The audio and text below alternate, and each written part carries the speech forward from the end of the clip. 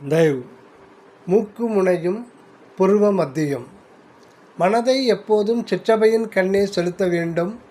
அதற்கு முதலில் புருவ மத்தியில் மனதை நிலைநிறுத்தி பழக வேண்டும் என்று கரண ஒழுக்கத்தில் வள்ளல் பெருமான் கூறுகின்றார். புருவ மத்தி என்பது எங்கே இருக்கிறது, சிற்றபை எங்கே இருக்கிறது, சிற்றபைக்கும் புருவ மத்திக்கும் என்ன வேறுபாடு என்பதை பார்ப்போம்.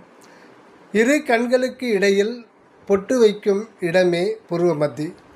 நமக்கு முன்னிற்கும் சாதனம் மனதை நினைப்பு வரப்பற்ற சுத்த நிலையில் முதலில் வைக்க வேண்டும். உலகமுகப்பட்ட எண்ணங்கள் இருக்கும் வரை ஆன்மாவின் இருப்பை உணர முடியாது. ஆன்மா என்பது சத்திய ஞானம் என்னும் மெய்யறிவு மயமானது. இந்த அக அறிவு நிலைக்கு வரவேண்டும் எனில் புற மனதை கடக்க வேண்டும். மனமாகிய கரணத்தை கரைப்பது கூட அந்த மனத்தாலேதான் ஆக வேண்டும். மனம் என்பது ஒரு அருவுருவம் கொண்ட தெய்வீக சக்தி.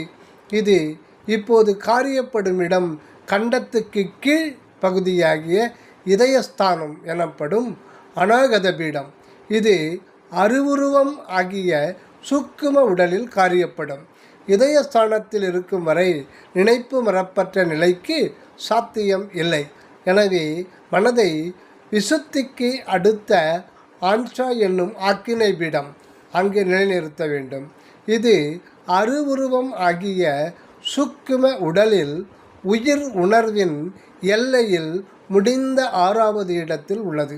அதாவது தேக உணர்வை கடந்த 7வது நிராதார நிலையில் உள்ள ஆன்மாவை அறிய வேண்டின் முதலில் உயிர் உணர்வின் நுனியில் உள்ள ஆக்கினை என்னும் சக்தி பீடத்தில் மனம் உணர்வு அற்ற எண்ணங்கள் அற்ற நிலையில் குவியும். இங்குதான் மனோசக்தி எண்ண அலைகள் அற்று குவியும் போது அடுத்து அதற்கு மேல் உள்நோக்கி செலுத்த 7வது நிராதார நிலையம் ஆகிய சிற்றபை அனுபவம் சிறிது சிறிதாக வளர்வது. ஆக உபசாரத்திற்காக தேக இடம் ஆகிய புருவ மத்தி எனப்படுகிறது ஒழிய உண்மையில் புருவ மத்தி என்பது உட்புறமாக அருவுருவ உயிர் உணர்வுக்குத்தான் அனுபவமாவது. தயவு.